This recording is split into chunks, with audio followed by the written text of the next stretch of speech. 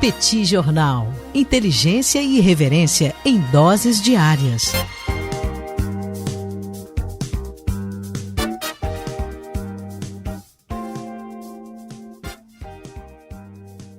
Olá, gente. Bem-vindos a mais um bate-papo do Petit Jornal, esse encontro semanal onde eu, Daniel Souza e Tanguy O Bagdadi nos encontramos para repercutir um pouco os acontecimentos dos últimos dias na economia e na política internacional. Hoje um dia extremamente especial, Tanguy, o dia de aniversário, 5 anos do Petit Jornal. Tudo bem? Olha como é que dá para aumentar isso, Daniel. A gente pode falar na primeira meia década do Petit Jornal. Olha aí. Porra, já dá uma imponência na parada, né? Então é isso. No dia 23 de junho do muito longínquo ano de 2016, a gente gravou a nossa primeira e constrangedora, né, transmissão do Petit Jornal. Eu não gosto nem de ver. Daniel, outro dia eu fui... hein, Tanguy? Olha, Daniel, outro dia eu fui voltar por um período aí que dá pra gente voltar ainda, lá pro início do que já era podcast, né? Quando a gente criou o Petit Jornal, era um site, né? Era um site que tinha um áudiozinho lá e tal. Era uma coisa realmente muito amadora, muito amadora. Mas melhoramos, né? Tem muito para melhorar ainda, a gente quer trazer novidades sempre, mas estamos comemorando o nosso primeiro quinquênio, né? Já que o termo apareceu aqui nessa live no Instagram, o primeiro quinquênio de Petit Jornal. Então, parabéns para você, parabéns para quem nos ouve esse período todo. Daniel, parabéns pra nós. O que a gente vai superfaturar hoje? Eu tô querendo saber de oportunidades. Já que você é o homem da economia, eu quero saber de oportunidade de superfaturamento. Uma vacina, aproveitar uma pandemia, alguma coisa. Me conta aí o que dá pra gente superfaturar hoje. Tanguy, hoje eu passei o dia fazendo contas. Pegando a cotação da moeda da Índia, transformando para dólar, de dólar transformando para real, tentando entender a cotação internacional da Covaxin, tentando entender como é que uma empresa intermediária poderia ganhar nesse processo, e a minha conclusão foi que eu não entendi. Não entendi. Essa história está bastante mal explicada. Por que o governo brasileiro acabou tendo aí um afinco, digamos assim, inusual na busca das vacinas indianas, numa velocidade muito maior, e se dispondo a pagar, inclusive, um valor superior ao valor da vacina da Pfizer, que acabou tendo muito mais dificuldade para ser adquirida pelo governo brasileiro, dentro de um contexto onde a Covaxin não tinha, não tem e não sabemos quando terá a autorização da Anvisa para ser distribuída aqui no Brasil. Lembrando que a gente já falou bastante sobre a Covaxin e sobre o laboratório que produz a Covaxin no curso do Petit Jornal sobre a imunização. E depois voltamos a falar um pouco sobre isso no curso do Petit Jornal sobre Índia. Aí as pessoas acusam a gente de estar criando crises como essa para vender curso. É culpa nossa que a gente já tem um curso sobre imunização, produção de vacina, os laboratórios todos que produzem, inclusive os indianos. E que depois a gente faz um curso sobre Índia, né? E que aí estoura um escândalo sobre a Covaxin. Eu não tenho absolutamente nada a declarar sobre isso. Chamar na CPI, eu vou pedir o direito do habeas corpus lá de ficar calado. Aliás, a gente falou bastante, inclusive, sobre a Covaxin especificamente. A gente fez até uma classificação da complexidade tecnológica das vacinas, mostrando as vacinas mais complexas e as menos complexas. E, sem dúvida alguma, a Índia é uma grande potência do ponto de vista biotecnológico, do ponto de vista vacinal, só que está envolvida agora no meio dessa confusão no governo brasileiro que ninguém está conseguindo entender direito por que tinha uma empresa intermediária, por que o preço foi aquele, por que o governo se dispôs a adquirir uma vacina sem a aprovação da Anvisa ou sem a perspectiva de uma aprovação da Anvisa muito em breve. Então existe aí um ambiente ainda de muita incerteza.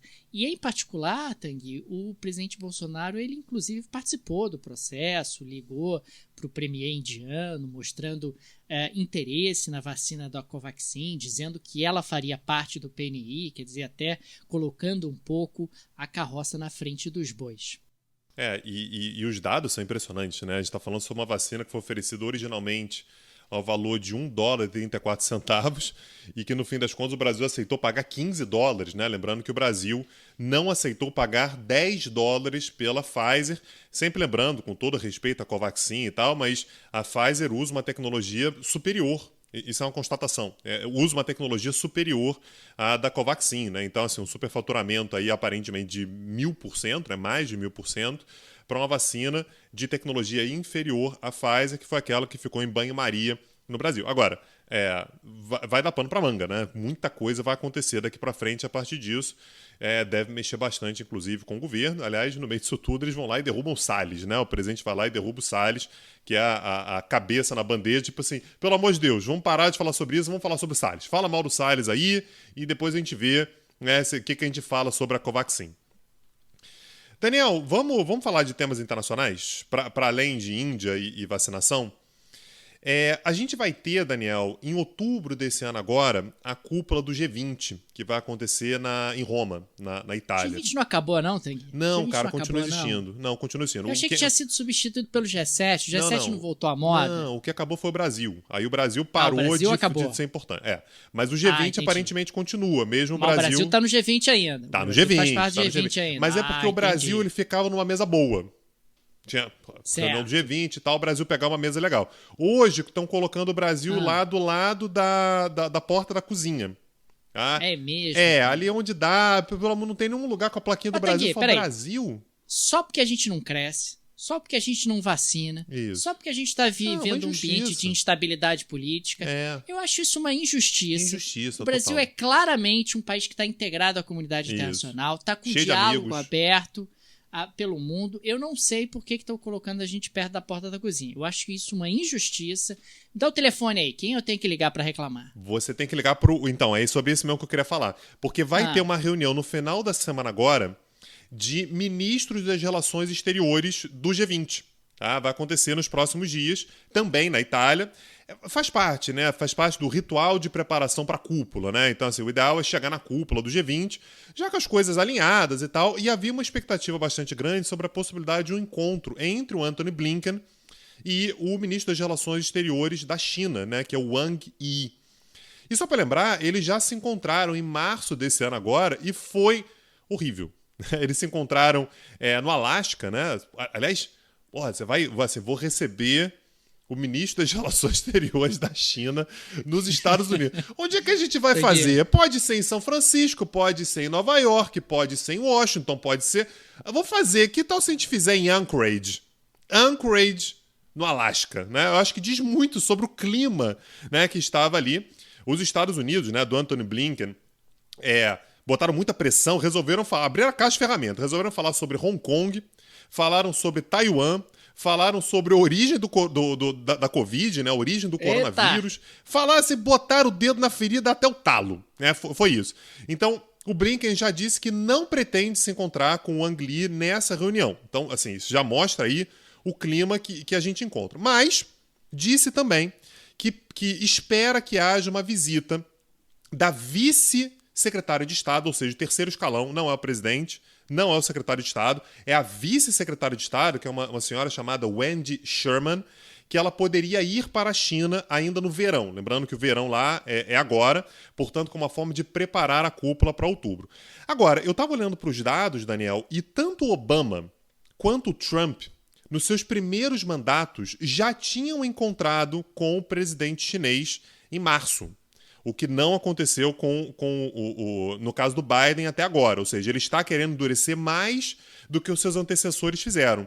E tanto o Trump quanto o Obama, eu achei curiosa a coincidência, não parece ser exatamente uma coincidência, mas tanto o Obama quanto o Trump, no seu primeiro mandato, foram à China em novembro. E o Biden já disse que isso não está no horizonte. Ou seja, a possibilidade dele ir para a China ainda esse ano agora é muito pequena. Isso é importante para a gente deixar claro que quando saiu o Trump, entrou o Biden, muita gente falou, vai mudar, vai ser uma nova abordagem e tal, e a gente aqui no Petit Jornal já deixava claro que não é bem por aí. Não, a ideia não era exatamente que o Biden ia aliviar para o lado da China. A gente está falando então de um contexto onde, sem dúvida alguma, o Biden vai manter aí a estratégia de contenção da China, essa estratégia que, aliás, a gente já havia mencionado que certamente ela permaneceria independentemente de quem vencesse a eleição no ano passado. A China é, sem dúvida nenhuma, um elemento de preocupação dos Estados Unidos. Os Estados Unidos, inclusive, estão formando aí um grupo um pouco mais amplo, estão chamando a Índia, o Japão, a Austrália, toda a galera que tem uma certa rusga com a China, está chamando para tentar formar esse grupo de contenção. Mas a China continua sendo um elemento de preocupação, apenas o estilo realmente de enfrentamento do Biden e do Trump acabam sendo bem diferentes. Pois é. Daniel, eu vou abrir aqui, tá? Eu vou abrir aqui os bastidores do Petit Jornal. O Daniel, ele faz a apresentação, ele abre o Petit Jornal, ele fala bem-vindos e tal, aquela coisa toda. E eu controlo a pauta. É porque eu sou simpático, Isso, né, você é a simpatia tradicionalíssima do Daniel. Que é a pessoa que diz que não gosta de gente, né? Ele é sempre... Bem, vamos deixar isso pra lá, né, Daniel? E aí, eu fico responsável pela pauta, então eu peço educadamente pro Daniel mandar a pauta. Aí ele me manda assim, fim da mamata do AliExpress na União Europeia. Eu não sei nem como começar a falar sobre isso, Daniel. Introduz aí qual é o assunto que você quer falar sobre o fim da mamata. O que acontece? Até o dia 30 de junho deste ano, os produtos provenientes da China, particularmente, por valores inferiores a $20, $22, aqueles produtos, né, que você compra no AliExpress, capinha de celular. Capinha de celular, aqueles penduricalhos todos que vêm da China, eles entravam na União Europeia sem pagar imposto, sem pagar qualquer tipo de imposto. E aí você imagina o que aconteceu ao longo do tempo. As pessoas começaram a pedir muito desses produtos, até porque tinha ali um processo autodeclaratório. E você sabe, né, Tanguy? AliExpress, as empresas chinesas, quer que eu escreva o que aí? Quer que eu escreva $8? Quer que eu escreva $14? Quer que eu bote R$1,99? Quer que eu bote R$1,99? Quer que eu diga que foi usado? Que é um produto usado e que, consequentemente, você está comprando de mim? Os chineses, então, eles na são prática... o quê, Daniel? Eles são tributaristas. O nome é isso. É tributarista. Você tá... Não, o nome disso é tributarista. E o que acaba acontecendo na prática é que essa entrada de produtos acabou causando impacto sobre o comércio local dentro da União Europeia. Então, a partir de agora, a partir de 1º de julho de 2021, os produtos, mesmo de baixo valor, eles serão sujeitos à tributação, exatamente como os produtos locais.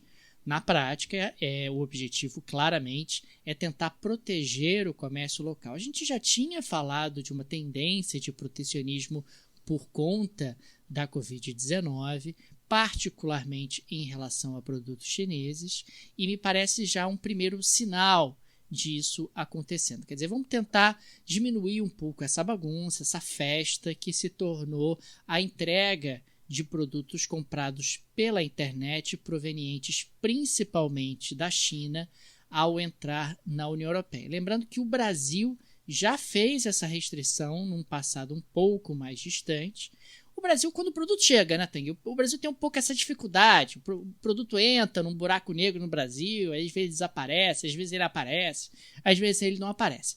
Mas, de qualquer forma, o Brasil já havia começado a cobrar impostos sobre esses produtos, mesmo produtos de mais baixo valor. Então, é um movimento protecionista que chama bastante atenção. Mesmo produtos de baixo valor agora entram no radar da União Europeia. Isso vai dar um trabalhão para as alfândegas locais, afinal é um volume grande de produtos que acaba entrando, mas a partir de agora você tem que pagar ali os respectivos impostos para que você possa receber ali a sua capinha de celular, que você possa receber ali o seu penduricalho que está vindo lá da China. Agora acabou a mamata, Tanguy. Agora vai ser outra direção. Agora, é percentual, né? Assim, é um imposto, eu imagino que seja um percentual em cima do valor do produto. Mas tem um valor mínimo. Tem o valor mínimo de imposto que você tem que pagar. Então, o que acaba acontecendo na prática... E tem a impressão de que comprou um videogame, comprou um televisor, vai vir o valor mínimo. É isso? Não.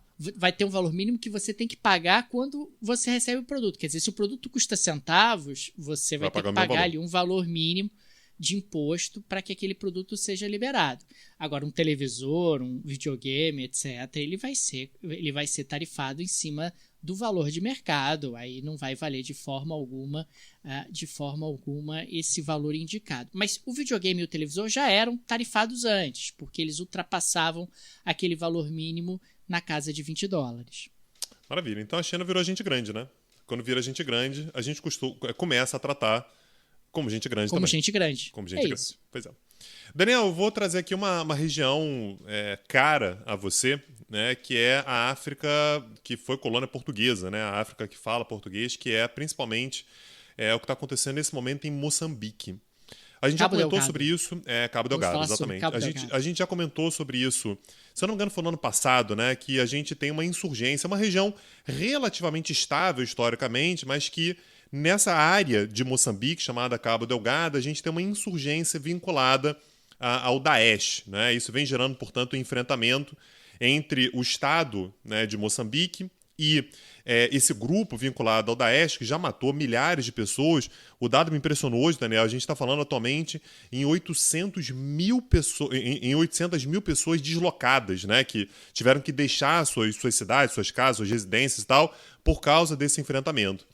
E a informação que saiu hoje, nessa quarta-feira, o dia que a gente está gravando o nosso bate-papo, é que a SADC é a Comunidade de Desenvolvimento da África Austral. A África Austral é o sul da África ali, então é uma organização que envolve também desenvolvimento econômico, comércio e tal, mas também uma certa busca por estabilidade, aprovou a ideia de fazer uma intervenção. É a primeira vez que a SADC, então que essa Comunidade de Desenvolvimento da África Austral, vai fazer alguma intervenção na região que não seja uma operação de paz da ONU. A ideia é, assim, não é uma intervenção porque Moçambique autoriza, então não é que está violando a soberania de Moçambique, mas vai haver uma mobilização militar por parte da SADC com o objetivo de estabilizar ali a região de Cabo Delgado. Ajudar Moçambique, né? É uma ajuda. É uma ajuda a Moçambique. Para ajudar Moçambique, né? Moçambique, durante algum tempo, Daniel, aliás, durante bastante tempo, foi muito reticente com relação a esse tipo de ajuda, porque considerava que é uma ajuda, mas que também traz um custo muito grande. No final das contas, são tropas estrangeiras entrando no país e tal. Mas como a situação está ficando realmente mais grave, e é importante a gente lembrar, até 4, 5 anos atrás, a preocupação com relação ao terrorismo era, mundialmente, que eu digo, era realmente muito grande. Ao longo dos últimos 2, 3 anos, menos. Porque, em grande medida, o Daesh ele foi controlado, né? Você conseguiu dar uma diminuída no impacto que o Daesh tinha, principalmente na Síria, no Iraque, no norte da África. Continua lá, mas já bastante enfraquecido, no Afeganistão e tal. Então, existe uma preocupação com a possibilidade do Moçambique ser um novo núcleo de ressurgimento, ou de novo crescimento por parte do Daesh. Então, há já uma mobilização ali na África. A gente já falou sobre isso em alguns outros momentos. A África vem tendo um aparato de organizações bastante eficiente, bastante coeso, né, bastante interessado em resolver os problemas da região. Não sabemos ainda quantos soldados vão ser, quando que vai começar, mas acho bastante significativo que tenha pelo menos aprovado que a SADC vai fazer algum tipo de movimentação militar em Moçambique para tentar estabilizar a região de Cabo Delgado. 2 observações. A primeira é que Cabo Delgado é a região mais pobre de Moçambique, é a região norte, próxima ali da fronteira com a Tanzânia. A região mais rica e mais desenvolvida de Moçambique é a região sul do país, próxima da fronteira com a África do Sul, e é inclusive onde fica a capital Maputo. Então, Cabo Delgado é o Cabo Esquecido, como muitas vezes é referenciado. É a região do país que é pouco povoada, que é muito pobre, que é muito desconectada e descoordenada do restante do país. E dentro desse contexto, acabou se tornando aí uma região mais tranquila, digamos assim, para a invasão de extremistas vindos principalmente da República Centro-Africana, de um núcleo do Daesh na República Centro-Africana, e acabaram indo ali em direção ao norte de Moçambique, até pensando ali em tentar morder um naco da produção de petróleo e buscar algumas outras formas de rentabilizar o movimento, de gerar receita para o movimento. E um outro aspecto que me parece importante, uma segunda observação, é que, ao contrário do que muitas pessoas pensam, a coordenação entre os países africanos, a integração entre os países africanos é muito bem estruturada. Então, esse tipo de ajuda não surpreende. O maior empecilho era efetivamente o sinal verde de Moçambique. A partir do momento em que Moçambique diz, olha, gente, eu preciso de ajuda, por favor, mandem tropas para me auxiliar no enfrentamento desse grupo, a coordenação acontece e o processo ocorre. O processo de integração africano, aliás, é algo que a gente pode explorar mais profundamente em outras oportunidades. Ele foi feito por regiões, né? Você fez referência à África Austral, mas existe a África do Leste, existe a África do Norte, existe a África Ocidental, existem vários grupos de integração e todos esses grupos de integração unidos formam a União Africana, que até hoje é um movimento de integração que me espanta bastante positivamente por conta de ser extremamente bem-sucedido, por ter instituições operantes, por ser respeitado pelos seus membros. Então, isso eu acho que vale a pena ser destacado, como a África é avançada dentro do seu projeto integrador e como a África tem realmente essa postura de solidariedade que acaba sendo bem ilustrada nesse auxílio militar a Moçambique.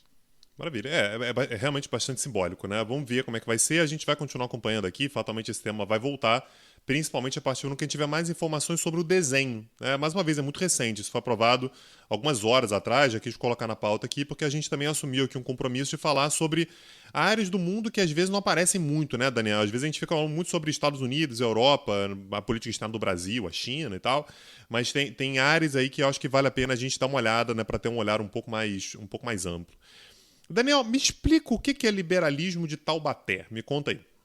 Tanguy, primeiro, nada contra a cidade de Taubaté, a simpática cidade de Monteiro Lobato. Tudo indica que o sítio do Pica-Pau Amarelo ficava em Taubaté. Sim. E nada contra Taubaté, mas aí fazendo uma referência jocosa à famosa grávida de Taubaté, que era uma grávida fake, né? Acabava não sendo exatamente uma mulher que estava grávida. Eu quis fazer essa provocação porque essa semana, Tanguy, foram 2 movimentos muito estranhos de um governo que ainda tenta se provar liberal, apesar de ser comandado por um presidente que nunca foi liberal, muito pelo contrário. Né? O primeiro movimento foi a aprovação daquela MP que nós fizemos referência semana passada, a MP da Eletrobras, que foi aprovada com todos os jabutis que você possa imaginar, restringindo concorrência, subsidiando carvão, protegendo interesses cartoriais, obrigando a realização de investimentos em regiões que não fazem nenhum sentido econômico, oferecendo indenização para o estado do Piauí por conta de uma privatização, enfim. Tudo que você possa imaginar foi colocado lá dentro com o objetivo de atender interesses dos mais diferentes parlamentares para que houvesse votos suficientes para sua aprovação. Fica muito claro, dentro de um contexto como esse, que o grande objetivo do governo é ter um discurso. Olha, privatizei. Ah, mas vai aumentar o custo da energia. Mas eu privatizei. Ah, mas vai ter que fazer investimentos sem sentido. Mas eu privatizei. Mas proteger interesses cartoriais. Mas eu privatizei.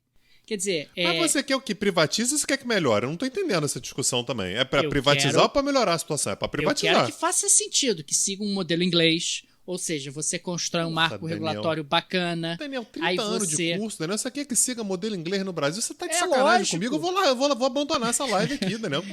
Modelo inglês foi isso que você falou? Eu não estou entendendo o que você está dizendo. Isso. Ué, você constrói um marco regulatório bacana, você acaba criando ali parâmetros mínimos de realização de investimento, metas a serem cumpridas, punições previstas contratualmente, um órgão regulador que acompanhe de perto esse processo, se ele está sendo executado da maneira correta, para que abra espaço para mais concorrência, custos mais baixos, aumento de competitividade do país. É pedir muito, Tanguy? Ah, Daniel, eu tô achando um pouco fora da realidade, cara. Você não tem como pedir nada mais... Sei lá, mais cara, simples. O negócio é um pouco mais pé de meia, um pouco mais, sabe, privatização moleque, sabe? Um negócio mais, mais a nossa realidade mesmo, porque inglês complica pra gente, né? A gente mal fala inglês, cara. Já sei, que tal uma reforma administrativa que não crie 1 milhão de cargos de livre provisão? Não, mas aí você tá querendo mexer nas tradições do Brasil, Daniel. Eu vou deixar você pensar sobre isso aí, tá, Daniel? Eu acho que dá pra amadurecer melhor essas ideias aí, fazer um bem bolado, como diria em São Paulo. esse é o segundo movimento. Quer dizer, agora está se falando de uma reforma administrativa que você vai ter uma quantidade inacreditável de cargos preenchidos sem concurso público, Tanguy. Aí não dá, né, cara? Aí tá ficando realmente difícil. Porque eu tô desistindo. Acho que as minhas expectativas para o Brasil são muito altas, né? De um país, que possa ser institucionalmente organizado, estruturado, seguir ali o benchmark britânico. Mas não, né, Tanguy? Acho que eu tô querendo demais, né? Tá querendo demais, certamente. Daniel, só pra gente fechar aqui, é uma informação que o New York Times trouxe hoje e que, assim, eu achei curioso, principalmente porque reforça uma tradição dos Estados Unidos, né? Que você lembra que em 2018 a gente teve o assassinato daquele jornalista saudita no consulado da Arábia Saudita em Istambul, que foi o Jamal Khashoggi. Você lembra desse caso? A gente comentou bastante aqui. Claro.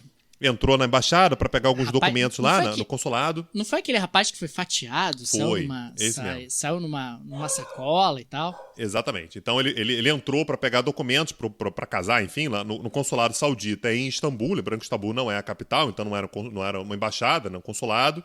E nunca mais saiu lá de dentro. E a investigação toda mostrou que quem o assassinou, fatiou o corpo todo e deu um jeito de descartar o corpo foram funcionários do governo saudita, vinculados diretamente ao MBS, né, o Mohammed bin Salman, né, o príncipe regente, o príncipe herdeiro da Arábia Saudita. Quem está dizendo isso não sou eu, é a própria inteligência dos Estados Unidos. Pois bem, Daniel, a informação que saiu foi que um ano antes, ou alguns meses antes, na verdade, no ano anterior, em 2017, diversas pessoas que participaram dessa operação que assassinou Jamal Khashoggi estavam em treinamento militar, um doce você adivinhar onde? Nos Estados Unidos da América. E aí você pode falar assim, fizeram treinamento militar, mas foi uma empresa privada que deu treinamento. De repente não tinha nada a ver com o governo. Só que, segundo a lei norte-americana, e isso foi cumprido, para que qualquer agente estrangeiro faça treinamento militar nos Estados Unidos, sendo com empresa estrangeira, sendo da maneira que for, tem que ter autorização do Departamento de Estado. Tá? Claro que eu não estou querendo dizer aqui, isso não está aprovado, enfim, isso ainda vai avançar bastante. A ideia de que não dá para saber se o governo dos Estados Unidos sabia sobre o link. É possível que não, inclusive porque o governo dos Estados Unidos fez uma investigação mostrando lá que, olha, esses caras aqui foram eles que mataram, estavam vinculados ao MBS, mesmo o Mohammed bin Salman sendo um aliado próximo do Trump, que era o presidente à época. Mas, de qualquer maneira, chama bastante atenção que o Departamento de Estado considerou que, como é um Estado aliado dos Estados Unidos, a Arábia Saudita, um aliado estratégico e tal, pode oferecer o treinamento militar com autorização do Departamento de Estado. Isso acaba trazendo, portanto, aquela velha reflexão. É isso que dá você ser aliado de um Estado que não é apenas uma ditadura, tá? Mas é uma ditadura muito brutal, muito repressiva, como é a ditadura saudita. Então você querer ser um símbolo para as democracias, mas ter aliados desse naipe, vai acabar trazendo esse tipo de problema, esse tipo de constrangimento. Vamos ver o que vai dar, inclusive para a imagem norte-americana nas relações internacionais. Não é um bom sinal para os Estados Unidos. Mais cedo ou mais tarde isso acaba mal, né? Acaba mal você estar aliado a países que acabam tendo práticas dessa natureza, que são violentos, que torturam e que assassinam opositores, né? Mais cedo ou mais tarde esse tipo de aliança acaba cobrando seu preço. Pois é. Daniel, queria fazer aquele tradicionalíssimo agradecimento, ainda mais nessa data de hoje, né? De novo, completando hoje, né? Exatamente hoje, é 23 de junho, 5 anos, né, da nossa primeira transmissão do Petit Jornal, o primeiro bate-papo que a gente gravou, enfim, no dia 23 de junho de 2016. Então, agradecer aqui o pessoal que está nessa caminhada com a gente esse tempo todo. O pessoal que ouve a gente, pessoal que divulga a gente. O agradecimento aqui é realmente muito especial porque a gente só existe, a gente só está aqui esse tempo todo motivados para continuar fazendo o que a gente faz. São 11 da noite, a gente está gravando aqui, vai ter edição, vamos botar no site ainda. Então, tem pesquisa, dá muito trabalho, porque a gente começou esse podcast aqui, Daniel, com o objetivo de a gente falar com os nossos alunos, falar ali com o nosso círculo mais próximo, né? As pessoas perguntavam pra gente sobre determinados assuntos, a gente queria poder falar, gravar uma reflexão um pouquinho maior para falar para mais gente. E a gente só é ouvido por pessoas que a gente não conhece, que nunca viram a gente, que provavelmente, sei lá, talvez nunca vejam a gente, por causa do boca a boca, por causa de gente que fala, pô, tem um podcast legal, ouve sobre isso aqui, indica, marca, isso é pra gente fundamental. Então deixar aquele nosso agradecimento para os nossos ouvintes e ainda mais para os nossos apoiadores, que é a galera que não apenas faz esse boca a boca, mas também chega junto com uma ajuda financeira, né? Que, assim, não vamos ser aqui, né, hipócrita, não importa. Importa muito, porque ajuda a gente a manter tanto a estrutura, né, quanto servidor, como, eventualmente, equipamentos que a gente tem que comprar. Isso tudo são os nossos apoiadores. Então, o nosso mais profundo e sincero agradecimento aos nossos apoiadores por essa ajuda ao longo desses 5 anos e que duremos mais 50 anos é muito, né, Daniel? Pô, daqui a 50 anos não. Mas os próximos, vamos botar os próximos 30 anos. Porra, 30 anos está de bom tamanho. Faço minhas as palavras do Tanguy. Fica aqui o nosso agradecimento a todo mundo que prestigia o Petit Jornal, que ouve, que compartilha, que indica o Petit Jornal. E um abraço caloroso e especial aos nossos apoiadores que efetivamente mantêm o nosso projeto de pé. Não há nenhuma dúvida que nós não teríamos chegado a 5 anos de vida se não fosse o auxílio e ajuda desses queridos apoiadores. E tinha gente perguntando aqui na live, lembrando que a gente grava esse bate-papo aqui numa live no Instagram. Se você quiser assistir, estiver ligado, estiver dando um rolê pelo Instagram, normalmente na quarta-feira, por volta de 10h30, às vezes um pouquinho antes, um pouquinho depois, mas mais ou menos por esse horário, a gente sempre grava, então você pode assistir antes de ir para o podcast, naturalmente, então depois esse áudio que vai para o podcast. Tinha gente aqui perguntando como fazer parte dos cursos, como acessar os cursos. Lembrando que quase tudo que a gente produz, assim, uma quantidade enorme de conteúdo que a gente produz é gratuito e vai continuar sendo gratuito. Mas a gente tem também os nossos cursos. São sempre cursos de curta duração, cursos de 4 aulas. Tem sempre uma aula gratuita no meio. Então, 4 aulas, uma aula gratuita, 4 aulas do curso, mais uma aula gratuita. Isso aqui de forma constante. Tudo isso você encontra lá em petcursos.com.br. Então, para se tornar apoiador, você vai acessar um site que é o petjornal.com.br. Se você quiser conhecer os nossos cursos e aulas gratuitas, é num outro site que é o petcursos.com.br. Os dois sites estão linkados na descrição desse episódio. Clica lá e você tem a possibilidade, inclusive, de assistir ao vivo a nossa próxima aula, que vai acontecer na próxima terça-feira, sempre terça-feira, 21 horas, em que a gente vai falar sobre a Bolívia. Aliás, a aula de ontem foi pedrada, hein, Daniel? O que foi a aula de ontem? Foi sobre Colômbia. Falamos sobre muito tiro, invasão da Suprema Corte, presidente assassinado. Foi pesado, né? Wagner Moura apareceu na aula, foi uma loucura. Uma Colômbia, uma Colômbia que é muito virada para o norte, né, para a América do Norte e completamente de costas para a América do Sul. E a gente explica, inclusive, os motivos para isso. Foi bem legal. A aula está gravada, está disponível lá na plataforma para quem quiser acessar. Maravilha. Semana que vem estamos aí para mais um bate-papo. E terça-feira que vem, 21 horas, tem aula sobre Bolívia no Petit Jornal, petcursos.com.br. Daniel, um abraço. Até semana que vem. Valeu. Tchau, tchau.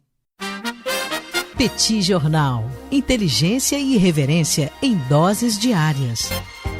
Acesse www.petjornal.com.br.